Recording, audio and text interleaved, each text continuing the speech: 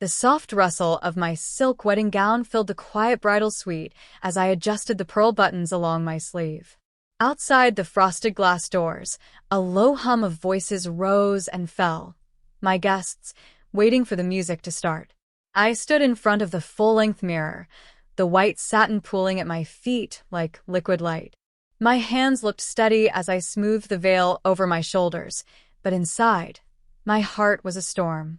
The scent of fresh white roses drifted in from the hallway, mingling with the faint sweetness of my perfume. Somewhere down the corridor, the string quartet was tuning, a soft, haunting melody bleeding through the walls. Then, a vibration.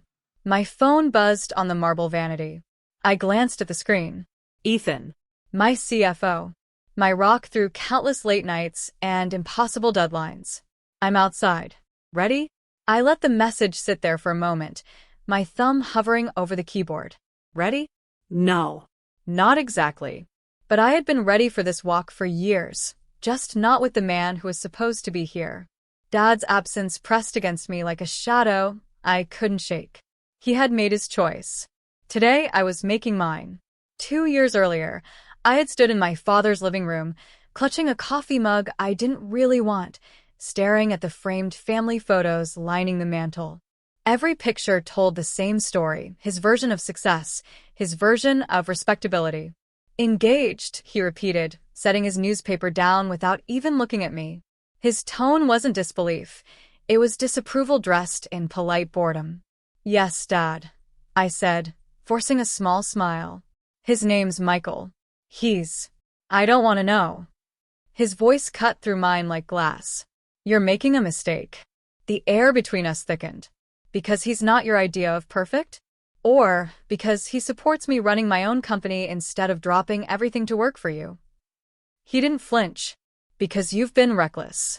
Your business ventures, he actually air-quoted the words, are nothing more than gambling with your future. And now you're tying yourself to someone who will encourage that. I swallowed the lump in my throat.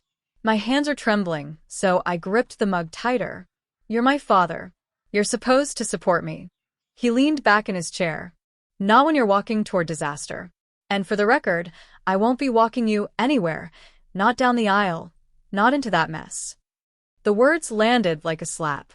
My mother's absence already left a hollow ache in moments like this. Now he was cutting the last emotional thread. That night, I sat on the edge of my bed, replaying his voice in my head until my chest hurt. On my nightstand sat the last gift I'd ever received from my grandmother, a small silver compass. The engraving on the back read, "Follow your own north."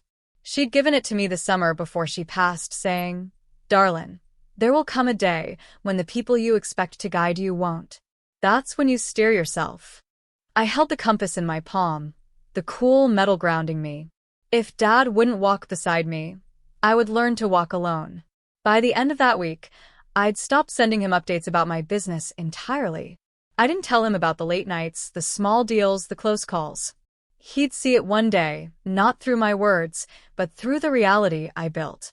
And maybe, I thought, when that day came, he'd regret underestimating me.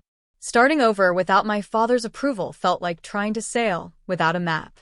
But I had my compass, my stubborn streak, and a clear refusal to let his doubt define me.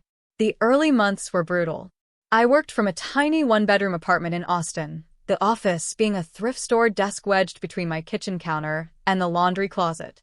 My mornings started with burnt coffee, and my nights ended with bleary eyes over spreadsheets I barely understood. That's when Ethan Clark entered my life. He was a seasoned finance executive who had just left a major tech firm. I'd pitched him, nervously, about helping me restructure my messy numbers. I expected him to turn me down.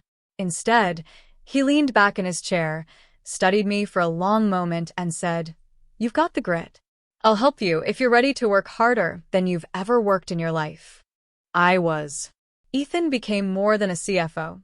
He was my mentor, my sounding board, my reality check.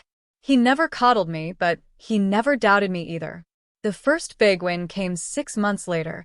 A mid-sized retail chain signed a contract for our product line. I celebrated with a bottle of cheap champagne and a frozen pizza, grinning at the contract taped to my fridge. But there were just as many failures. Deals that fell through at the last second. Investors who smiled through meetings only to ghost afterward. Nights where I stared at my laptop and thought, maybe Dad was right. Ethan would just raise an eyebrow and say, "If you quit now, you're proving him right." That's not the story you want, is it? It wasn't. The business grew. Slowly at first, then in dizzying leaps.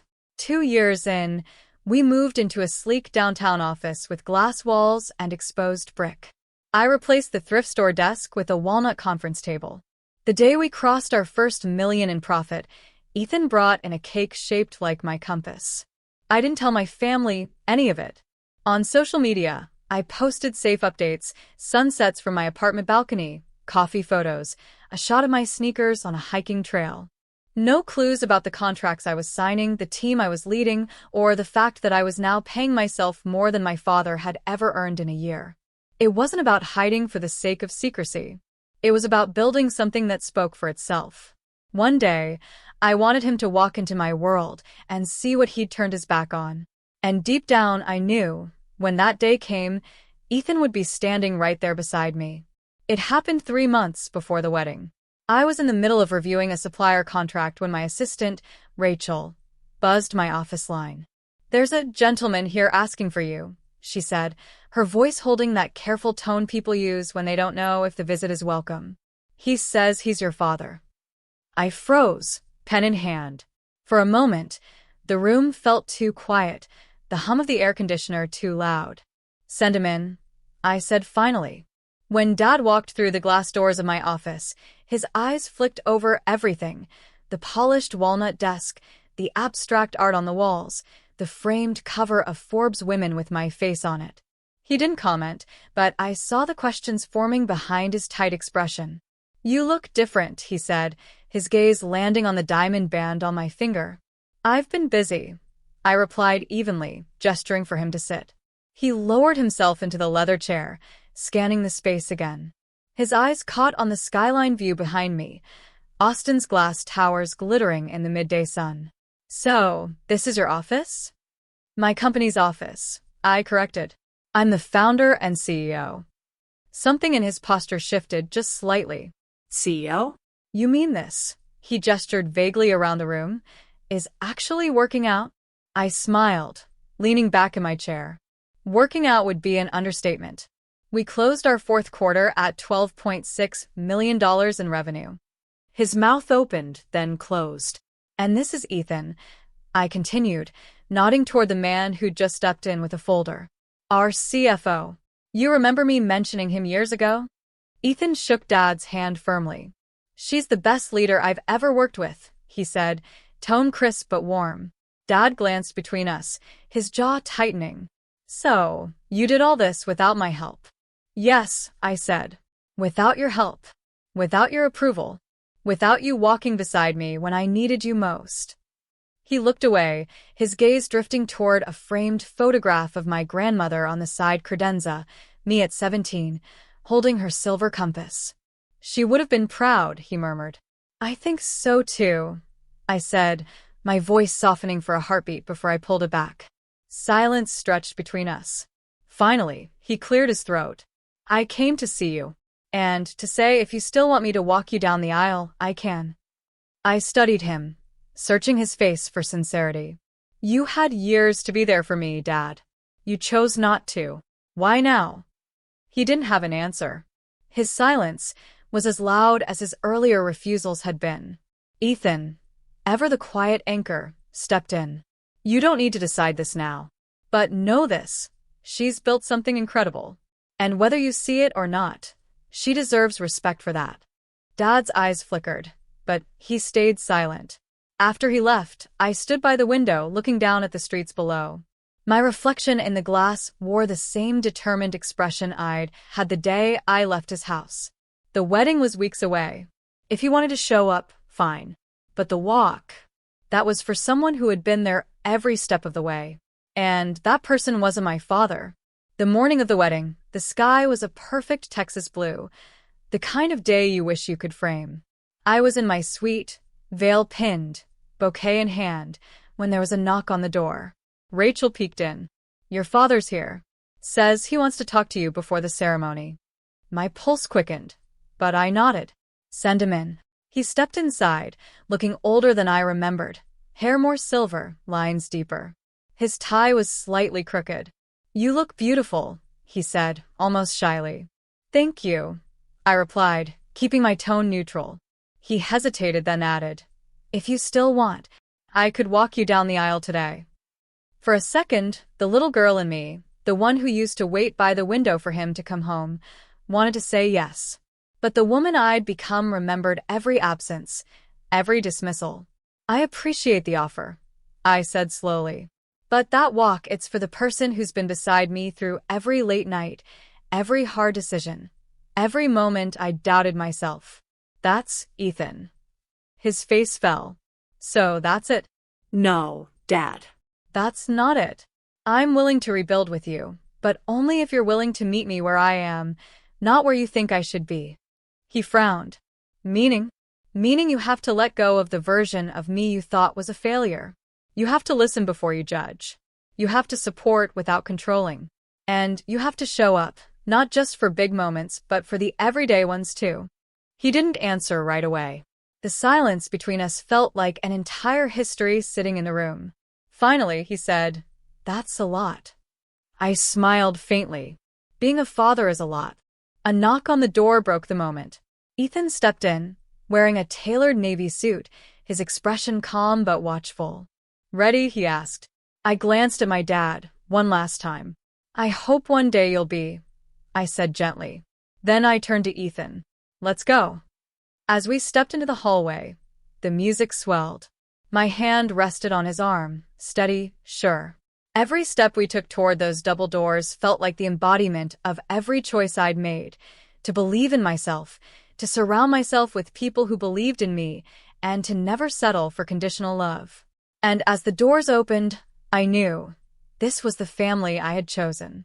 The music rose, and we stepped into the golden light spilling across the aisle. Every face turned toward us, friends, colleagues, a few distant relatives. In the second row, my father sat stiffly, his eyes following every step I took. Ethan's arm was strong beneath my hand, his pace steady, his presence reassuring. I caught a few whispers from the guests, confusion, surprise, but all I felt was clarity. When we reached the altar, Michael's smile was the kind that makes your chest ache in the best way. Ethan gave my hand one last squeeze before placing it gently into Michael's. She's the most unstoppable person I've ever met, he said quietly, just for us. The ceremony was beautiful, the vows spoken through tears and laughter. But I couldn't help noticing my father, hands clasped tightly, his gaze fixed on me like he was seeing me for the first time. After the reception began, he approached me outside on the terrace, the city lights shimmering in the distance. I was wrong, he said simply, about your choices. About you. You didn't need me, but I wish I'd been there anyway. I studied him for a moment, then reached into my clutch. I pressed the silver compass into his palm. This belonged to Grandma, I said. She told me to follow my own north. I did. But maybe you can too. His fingers closed around it, his eyes glistening. I'll try. I nodded. That's all I'm asking. As I walked back inside, Ethan caught my eye from across the room, raising his glass in a quiet toast. Michael was beside him, laughing with friends, the life we'd built already unfolding in front of us. For the first time, I felt completely at peace. Blood may be family, I thought, but loyalty, that's love.